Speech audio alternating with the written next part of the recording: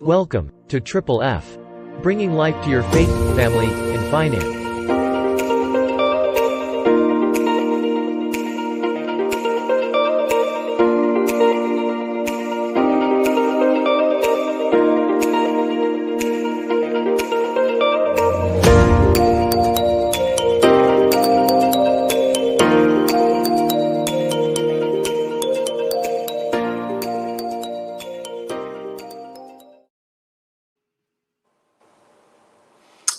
Hello, and welcome to Triple F community here.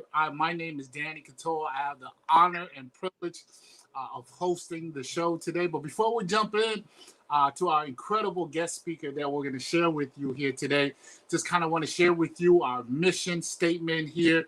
Our mission is to equip people in the area of faith, family, and finance. That's Triple F. And it is our desire to add value to people's lives by helping them reinforce their faith, build a stronger relationship with their family, and help them elevate their finances to greater heights. Guys, we are truly honored to have this gentleman here with us. We were honored to have his schedule being in alignment with our schedule, and I'm excited. I don't want to steal his thunder, but I'm going to definitely turn it over to him to introduce himself and give you a little bit of a snapshot of who he is, where he resides at.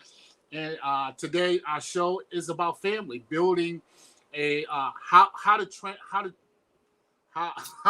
am I transforming my family or faith, even though didn't start out the way he wanted to be, or the way he liked it to be, right? So I'm gonna turn it over to the one and only. You can take it from here, sir. I don't want to ruin the introduction for you. I appreciate you, sir. And first of all, thank you so much to you and Virgil and the rest of the Triple F family for having us on here. It's truly an honor to share the Zoom stage with you and many others. It's definitely been a journey. But yeah, my name is Ben Hilger. I reside here in Waikele on the island of Oahu. So we're H1 and H2 split, and where everybody comes for Christmas gifts. That's where I live. And we've been out here now for 10 years, just over 10 years, sir. I think I met you shortly after we arrived. I think it was maybe 30 days we actually physically met.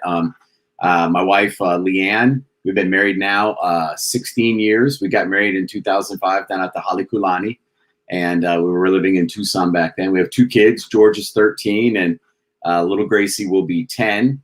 There you go. Gracie will be 10 next month, and yeah, that's a beautiful picture. That's not how we started, but yes, that's definitely us now, and if not going even farther. But I come from a military background, and then so did my dad, and that's how I met my wife. We met each other when we were 12 years old in Berlin, Germany, back many moons ago.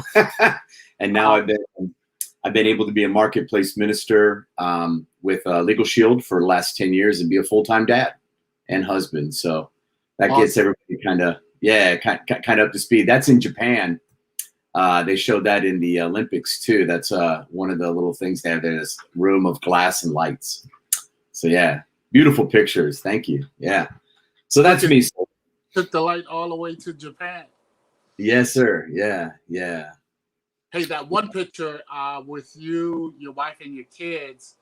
I was like, who's the other girl?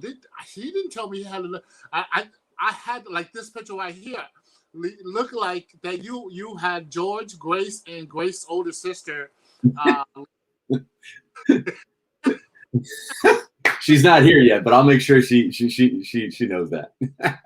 She'll love hearing that, sir. Yeah. Virgil laughed. Virgil was laughing. Yeah, she still gets carded on the mainland. I don't understand why. It's not. That's not very well. Yeah. It's good for her ego, not for mine.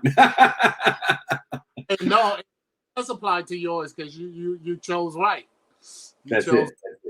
Yes, sir. Right. Yeah. Hey, brother. All joking aside, we so appreciate your time.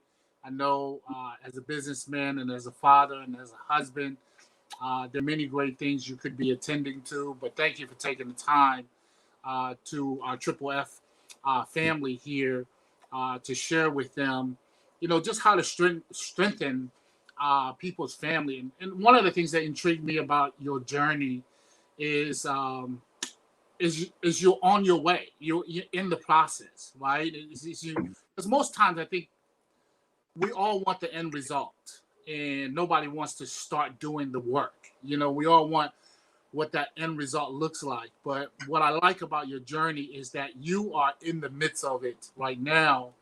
And so instead of waiting till you get there, I wanted to highlight you while you're going, because I just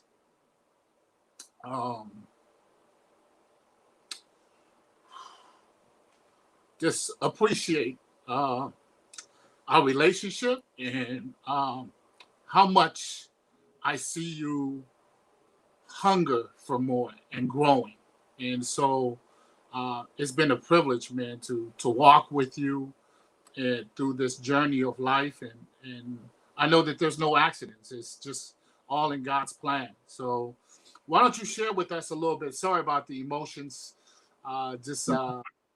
Yeah, I just think back, we come a long way, 10 years, man. It went by like that. I think we both had a little bit more hair, maybe on top. Sorry. So Virgil can't say that. So, but yeah.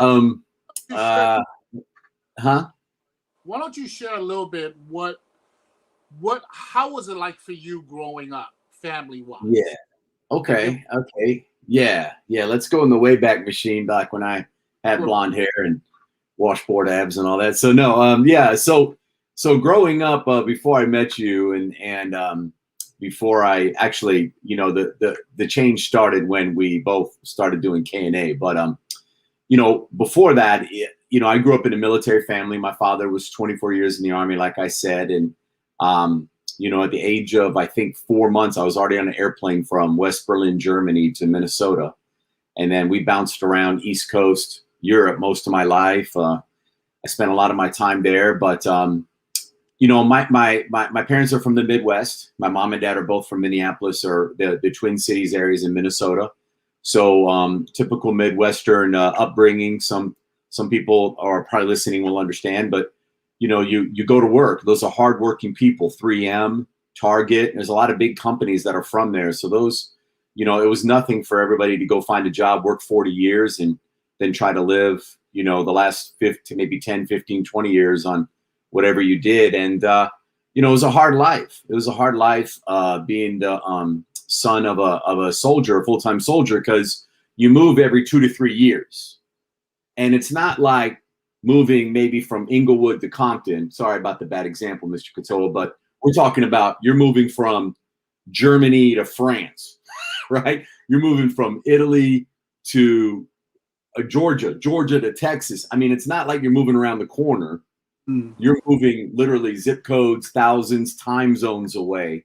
And as a kid, that it I guess it helped develop. I mean, I'm pretty sure the Lord did, but it helped accentuate my personality, which is pretty outgoing anyway. And so I was always the jokester. I was always the one that made people laugh. I think when I was able to have somebody laugh, I felt like I was accepted. Like if I could get you to laugh, joke, find a connection, we were buddies. And so I made friends really, really easy. The hard thing is that you start hardening your heart, because in 2 to 3 years you're gone. You're like you're on a plane, you're leaving. So you don't let people like all the way in.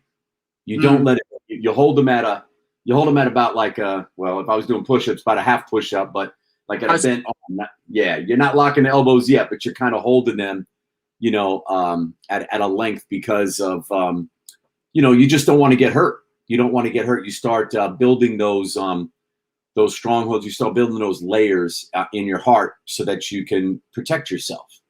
There wasn't a lot of spiritual in that realm. It's not that it's bad. I mean, like you try finding a new church every 2 years, finding time between that. And then towards my more about 11, 12 years old, I started noticing a little bit more about my parents' dynamic wasn't great, but you know, I mean, they loved on us. I mean, you know, I'm sure that it could have been a lot worse, but my parents did the best they could with the limited knowledge and the faith that they had. But it was a little bit of a hard childhood because you were always just moving. It's just hard to really build a very strong, actually know how to love, how to experience things. Because you know, my dad was gone for 6 months to a year, out serving the country. So my mom was good cop, bad cop. You know, was the dad. I mean, she really did a lot, and my brother and I really tested her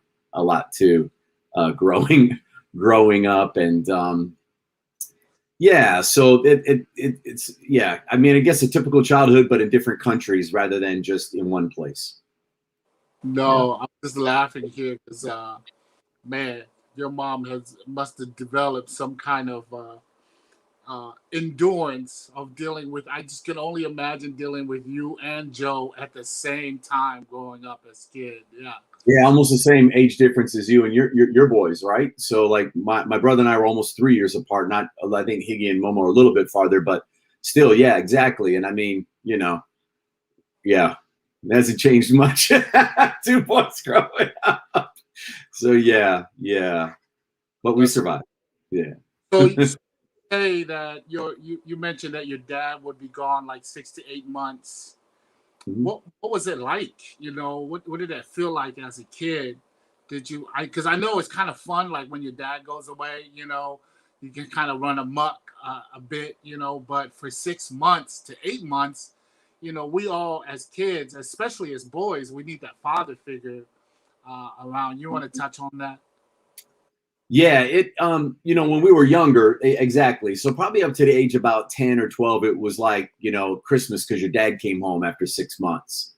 You know, it was like, hey, dad's back. You know, I mean, dad couldn't do any wrong. You know, it was always awesome too when we went back to Minnesota because it would be like 2 to 3 years, right? So we were always the favorite grandkids with our grandma. You know, she had like 12 grandkids, right? And then, you know, all the aunties and uncles loved us because it was like a grand reunion when we came back into town. But you know, as I got a little bit older, you know, I didn't learn how to. I didn't really have a great example of how to treat women, young women. I didn't have a good example of faith-based or spiritual values. It was more about in the world, in the flesh. I played sports, so that kind of helped me a little bit. You know, both my parents were smoked all the time. And I mean, my brother and I never really picked it up. Of course, we were in bowling alleys most of our lives and everything else. So I'm sure we got a lot of secondhand smoke, but you know, there were some, I mean, there were good spots of my dad, but I always was trying to please him. Every time he came back, I was like, hey dad, look what I did. I always was looking for his approval. And, you know, my mom, I couldn't do anything wrong with my mom. My mom just loved me. You know, she just, you know, she hit a lot. She hit a lot of what was going on because back then, think about it. There's no StreamYard. There's no Facebook. There's no Snap Vine chat. You know, there's a dial-up phone with no caller ID, maybe, right? I mean, it's, you know, my mom told us stories. She would look at the TV during Vietnam looking for my dad's name. You know, that he was KIA and or MIA. You know, and same thing when he would go to some hush hush places. It was just like you didn't know if he was coming back, and it was yeah. So that had an effect on me on being an example for my kids because I didn't really have that imprinting, you know, because children are so impressionable. Yeah. They do what we do, not what we say, and yeah. So I mean, I got an example. I didn't know that it was it's not bad or good. It just was different, you know. It wasn't what was in alignment as I got older of what I wanted to create, and No, yeah. So good. it was yeah. No, that's good. That's so good because, like, you kind of like answered question one already. Uh, you know, with just having a conversation, because it just felt led to ask you that to stem because you know, the next question is explain what is explain what it is it was it like without family and why is family so important to you today, right? Like those are Right. one and two questions. So I want to Yeah. tie it together because you just explained how you grew up and you share so much about, dad being gone to be a provider, and then mom holding down the fort. Why don't you share today in tying question one and two together? Why is family so important for you to fight to put order in place? And what is your goal with Leanne for your family here? If you can touch on that, Ben. Yeah, yeah. So, all those things led to a lot of chaos, a lot of, like my parents would play off each other. It didn't lead to a great garden to sow relationships into. And my father turned to alcohol and, and things of that nature. So the bad part about it is that the kids are unruly. We're trying to do our own thing, or the family's just kind of there's no harmony. It's broken. It's you're just going through the motions. And when your father's in the military and has a top secret clearance and stuff, you really have to keep it all inside the house, like literally in the house, because once you go outside the door, you're being watched. Things that you say are being recorded. If you say something about your dad that's negative or weakness, it gets back to his commander, and then he loses his job. He loses Wow. that livelihood. And so, you learn to bury things Mm. very good inside your soul, or, you bury them down. They're there. They're feelings. You can't express them. You can't. And so the only outlet I had was sports. So I really took it out, so to speak, on other people when I played football or soccer, or, The feel- when I finally found rugby, I was like, man, I wish I found this when I was younger. So that was a great release, just to get that anger, pent up frustration. So there was a lot of anger, a lot of verbal bitterness, a lot of spite. And so, I don't think I've told you this, but I'd actually given up at starting a family. When I turned 30 in 2001, I threw my own birthday party. That's how bad it was. I was like, life's over. Everything's downhill. I mean, I'd jumped out of planes. I'd been in different countries. My guardian angel probably had already worked overtime trying to keep me out of trouble. And I just felt like, I'm just not gonna. I'm not worthy to be a father. That this is just my life for the next 50 years. And of course, even when we don't think we're connected to the Lord, He has a different plan for all of us. And that was about a couple years later is when Leanne and I got connected. So why family is so important is because it's basically your heart. It's basically a reflection of not just us, but of Him, meaning Him up there, of how diligent, humble we are, how I don't know what life would be without my kids, because when they moved here, like my daughter wasn't born yet, we moved here, but my son was. So they left in January. I didn't come out until April. So the first week without my wife and kid, it was kind of cool. It's like, get to eat whatever I want. It was pretty cool. But after about a week, I'm like, man, I'm missing them. It was like it was a part of my soul that was gone. And I needed to be reunited. I know you just experienced the whole month without one of your children and your wife too. But it's the center. I mean, it's kind of the anchor. It's where we come from. It's family is everything. It's our identity. It's our legacy. It's our responsibility.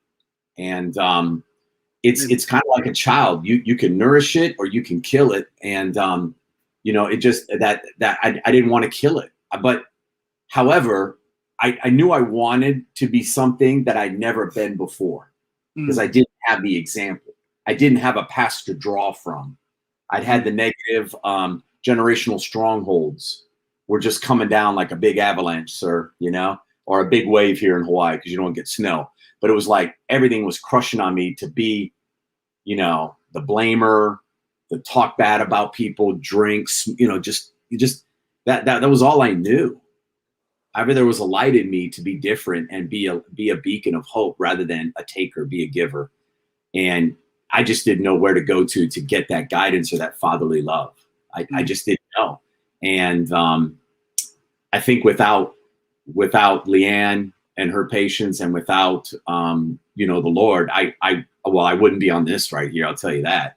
I'd probably be divorced, 300 pounds, 400 pounds, and just miserable, working a dead end job, probably on third or fourth bypass surgery. Who knows? And so for me, family is everything. And you can do anything when you have your family backing you or with you. That is such a strength. And so that's what I yearned, because I'd seen my other friends. I'd seen other families that weren't, well, you compare a little bit as a kid, right? Like they look like June Cleaver and stuff, like, ah, everybody's happy, they're all excited. The kids are normal. And then you go back to your house and it's like just craziness. And so I was like, man, I want that, Lord. I want that. I do. I want it more than I want my old life. Awesome, Mr. Hilger. Appreciate the wisdom. Yeah. Transparency and sharing your journey. I've seen a lot of transformation taking place over the years. What would you share with the Triple F family? Like some of the wins, right? Some of the success that you've been able to showcase, right? To showcase because you put in the work, right? Because you in that way, if that makes sense. Yeah. There's a I don't know how to describe it. There's an inner calmness or peace now in my head and my heart. Like they're in alignment first. But so there was there before. Yeah, there was rage and anger. There was a lot of rage, anger, hate, blaming. I remember when I got married, I'm like, who the hell is this lady? Why did she turn into like, Bridezilla? Like, what the hell is wrong with my wife? And, I looked in the mirror and I'm like, and it was just so fortuitous that God puts people in your life, even if you can't hear him, he's putting things in your life all the time, every day, and like smacking you over the head, like, hey, do you see this one? Do you see this? Do you see it? And I started picking up on that the only commonality was me. Like, if there's the only person that can change and transform is me. So, some of the things that were bad was that I just had a lot of anger, rage. I was very jealous. I was, I had very not definitely bad thoughts. I don't think I'd ever would have cheated on my wife, but I was definitely, flirting more than I probably should have been or should not have been doing it at all. Right. I was seeking validation outside of I wasn't really talking to my wife. I was kind of telling her and then doing my own thing. There was no collaboration or communion. And it's like we were living two different lives. It's like, hey, you go do you, I'll do me. And that's not a relationship. That's like roommates, and so, but that's all I knew. And so I could have easily just rested on that. And then,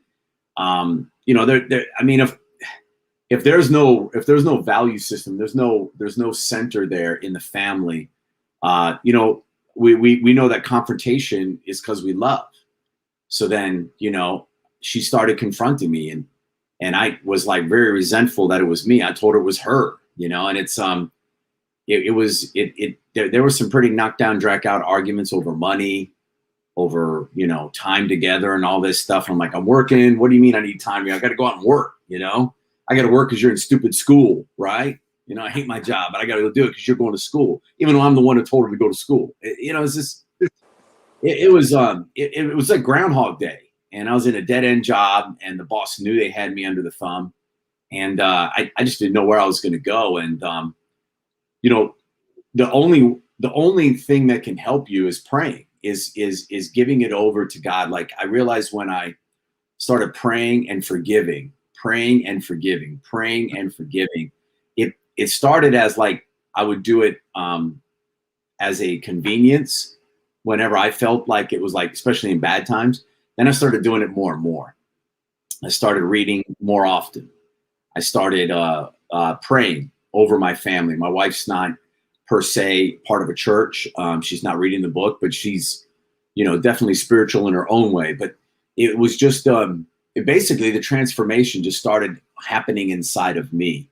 I became a lot calmer, not accusing, smiling, asking her opinion, asking for her forgiveness, repenting.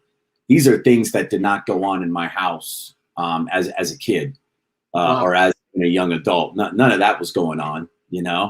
I found myself kneeling a lot more, or just in a submissive state of like just help and guidance and faith. And little by little, my worthiness started to increase. I started to forgive myself for not being perfect. I realized that God's looking for humble people, not perfect people. And, that we are all fallible, well, even the great Michael Jordan missed more shots than he made, So it's, but yeah, when you start talking about the family, it's, I think one of the things you said that was so great was the 4 R's, like, replay, repent, I think it's reboot, and then, gosh, I forgot the other one. Anyway, but I got the other, huh? Yeah, it's rejoice. Rejoice. That's a big one. Replay. There wasn't a lot of there wasn't a lot of affirmation or celebrating, and so that and for a family, that's huge. Like accepting my wife for who she is, accepting my what, like realizing, I don't know who I'm speaking to here now, who's going to watch this, but there's someone that married you with all your faults. Like they married you. They said, hey, I want to attach myself to him or her for the rest of my life. That there's millions and billions of people that never get to experience that. If someone would accept you the way you are, not, looking like a bodybuilder, but accepts you in all your faults, still loves you. And for some reason, I was pooping on that, or whatever you want to call it, and not celebrating or rejoicing, and just blind to it. Yeah, just blind to it. I thought it was just the way we all were, and the values were all out of whack. The value system was out of whack. We worshipped money back then. We worshipped money. It was about how much. Yeah, go ahead. No, there's so much to that question, and I can definitely see there's so much you want to pour out, because there's so much to the question, right?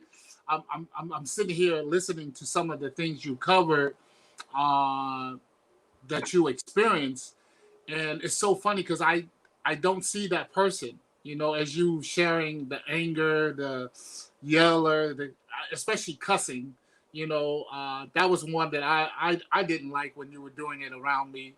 If you can remember, many times, right? Yeah. As you naming the things, I'm like, man, who is that person? Like, where is that Ben? He must be in hiding somewhere, because I don't experience that. I don't see that guy anymore, and it's so good to see you, transform and do the work, and then now you're sharing, you're on your way to having a greater impact and passing that light to somebody else. There's a saying in our business: a candle loses nothing by lighting another candle.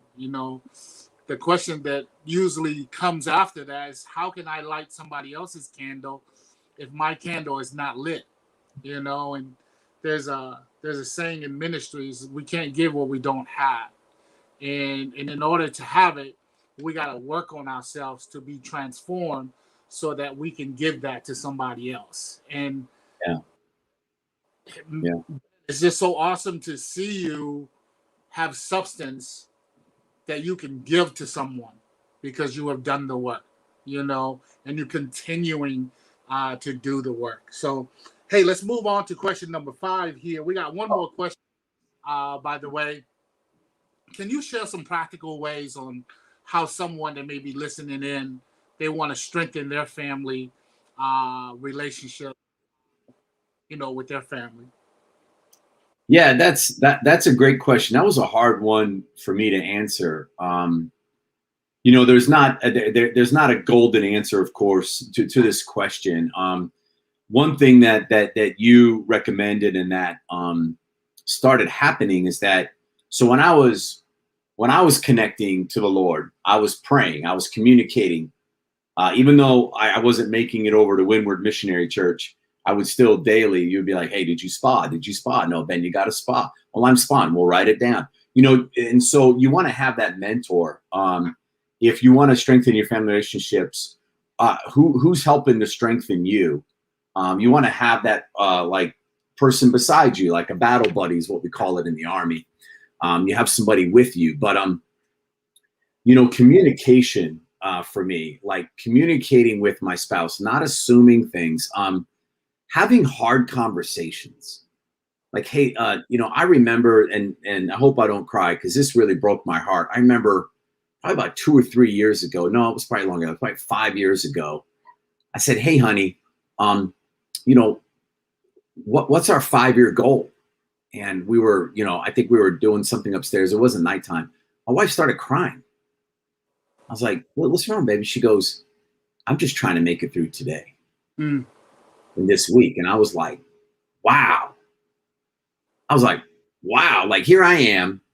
I'm thinking, I'm judging for making decisions 5-10 years down the road. And my wife's just trying to survive today. So I thought I was in alignment with her. I thought we were on the same page, and we were not. And she has a personality.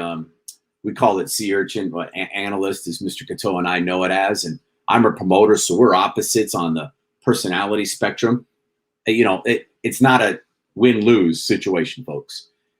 However, we speak different languages. Our love languages, our languages are different. And so me learning what's important for my wife, what's important on the value system for her, how to be asking her, how can I be a better husband?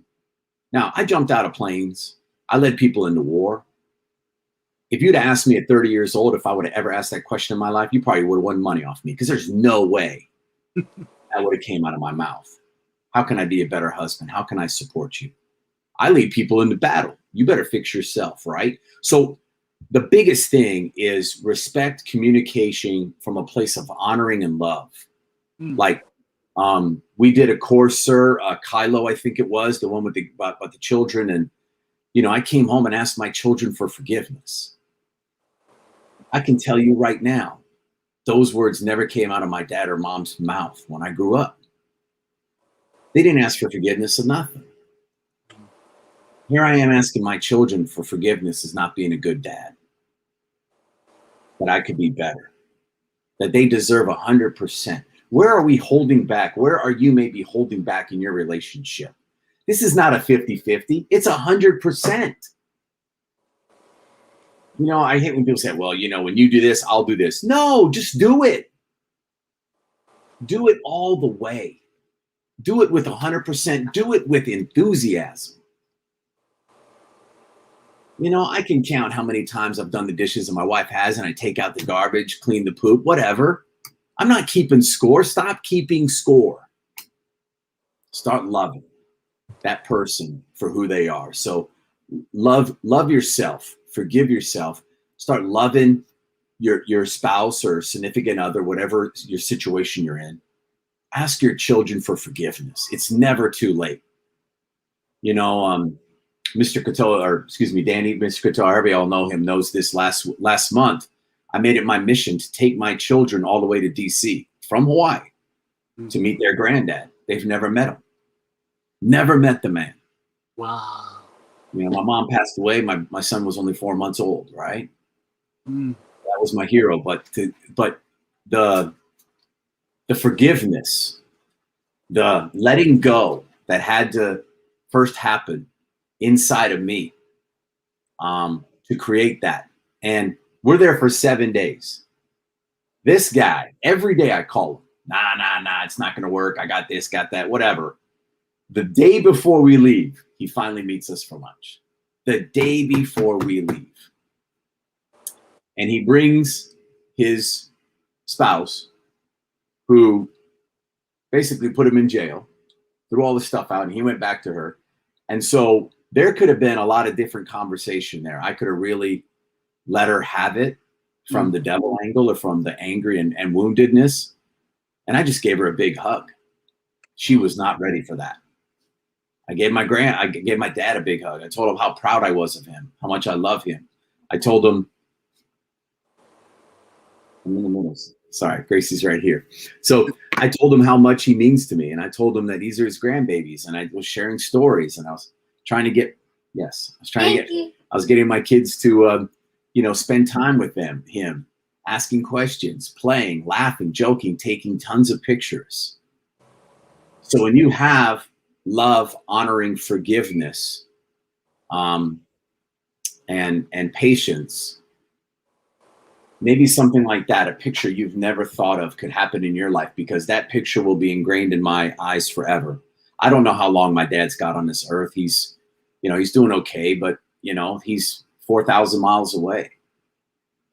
But I know I saw a smile on his face, and I think I don't know, because he still succumbs to the alcohol, but I did that not for anybody, but just for love, and just for the family, because it was important. It's important, and I think you might have said this a long time ago, but remember that Jesus washed Judas's feet. Washed Judas's feet. So there is nobody here that is above forgiveness for you and for the other person. And I remember that a lot when I ask for forgiveness, even if it's not here's something. When you ask forgiveness, a lot of times people don't, they say, what are you asking forgiveness for? It's the story we made up. And forgiveness is not necessarily for them. It's for us. It's for something inside of us to release, to let go of an old story, maybe, sir, an old paradigm that we can now replace with something that's nourishing, that can serve, that can actually grow fruit and permeate a legacy to come. Yeah. No, that's good. That's good. Man, that's so powerful, Ben. We appreciate your wisdom.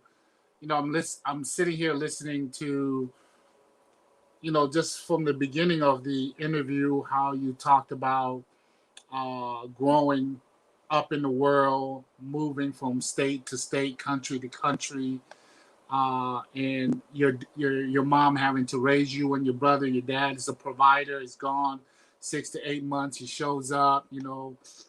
He's your hero, and to still choose to do the work, right? Like, okay, this is how I was brought up. Now I know that that's not where it's going to get me to where I want to go, especially a thriving family. And then having the audacity to say, I'm going to work on myself. I'm going to do the work so that I can not only be healed, but be transformed, so I can be a better light to my wife, my kids, and my spheres of influence, and then pour out to cities and nation. But that is what you're doing, my friend, and it's so good, because you're not a finished product. You're in the process. I can't wait to have you back as a finished product, right? Because we never really finish, but when we are equipped with enough tools to build the desires of our heart. I remember Apostle Ed Savoso said that the heart can't be transformed until it's healed properly. And my brother, I want to tell you that you have a healing heart, my friend. And God has so much more for you and your family. And I am so excited to be in the journey with you, to see what he's going to do through you, through you. It's going to touch nations, man. So any last word that you want to leave behind with our Triple F family as we close out? Well, You know me, I'm never short for words because of my personality quadrant of being a dolphin. But however, what's coming up for me is, I'll try and do it in three parts here. If this is your first time hearing something like this and your move to start your transformation, all I can say, friend, is that the time is now. The time is now. That do it. You can't turn the Titanic in a week. I think you told me this, Mr. Katoa, is that look just to be 1% better this week. Who can you put around you? Who are you listening to? What are you listening to? What are you reading? And so, I have it here. I every day is the everyday prayers. So I pick a passage every day and I journal on it. And then, I have my my manifestation journal too of the life you want to create. So the new person, just start. And are you going to mess up? Yes. Give yourself a lot of patience and forgiveness. The person's in the middle of your journey. Maybe you stalled out. Maybe you got off focus. You got on a tangent. Come back. Get reconnected to your why. Get reconnected to your purpose. Come back. It's not too late. You're not done. Anytime that I think that I've arrived somewhere, God has a very great way of telling me there's more, or humbling me that there's more you can do. If you've never done a marathon, try doing a marathon. You realize that there's a lot that you can do, right, Mr. Katoa? So, and then if you're a person that has made the change, or you have lifted, you're up at the top of the mountain, or you're approaching the top of the mountain, I encourage you to take a nice strong rope, throw it over, or reach your hand back and grab somebody else with you. Grab somebody else with you. Bring somebody with you. It's lonely at the top, but it doesn't have to be lonely at the top. It's lonely at the top because we go and we forget to bring people, or we're worried about us, but bring some people with you. Don't let them slow you down. Reach back. All right. And last but not least, I encourage everybody that listens to this, try this for the rest of this week, maybe till the next Zoom, is every day call 5 people, or I am 5 people that have made a difference in your life, and tell them that they have. Hey, you touched my heart when you did this, even if it's 40 years ago. Your coach came out here and you let him loan your truck, your baby, right? Because of the way he made you feel as a young adult growing up. He imparted some light into you. So if you've had light imparted in on you, or people have made you feel a certain way that has made you a better man, woman, son, daughter, reach out to them. Let them know that. We always listen. You can't go wrong with a compliment, and I'm talking a real compliment though. Don't make up something that's not there. But that gets you into the loop of giving and complimenting people, giving the light to others. It's no good to hoard the light to us. It's been meant to give freely, like you just said. It loses nothing by lighting somebody else up. And you never know what fertile ground your blessing, your compliment, you just looking at someone and saying that you're loved and I'm proud of you. You don't know if that was the person that needed to hear that basically you saved their day. And when you start practicing that, it will happen. It will happen. And we start getting people on Triple F, and then people in the church doing that, people in the community doing that, then this whole state, this whole country, this whole world will start being a better place for our kids, and the legacy. We'll start bringing the kingdom down here with us. So that's all I wanted to say, sir. Awesome, brother. Hey, what an incredible show. And thank you so much for your wisdom, Ben. We appreciate you more than you know. Guys, darkness is not our problem. It's the lack of light, right? So, in order for our light to be turned on, we got to get around like-minded individuals, and we got to find people that can pour into us and impart into us their wisdom that have already taken the journey. So congratulations, sir. I can't wait to bring you back for the next show to showcase what you're doing and how you're pouring into other people. To our team at Triple F, to Virgil and Sherry, please keep sharing family in your prayers. For those of you who are prayer warriors out there, Sherry's from the Philippines, and her mom contracted COVID, and then also some other family members as well. So keep them lifted up in prayers. And then my brother Virgil back there, thank you so much. He's doing about 10 million things to keep the show going without Sherry. So I appreciate my brother. Guys, we got Facebook page. We got Instagram. We also got the Danny Couture. Here you go right here. Take a snapshot of this or take a picture of it. Subscribe to it. We do giveaways. We're also going to be putting together e-courses to help you support you growing in your faith, in your family, and then also in your finances. Guys, it's free. The context is free. You got to make the investment in yourself. So make sure you chime in and join our Triple F family on Instagram, on Facebook, and then also our Danny Couture website. Take care. God bless and aloha, everyone. Thank you, Mr. Hilger. Thank you, sir. I appreciate you. Good night, family. Be safe.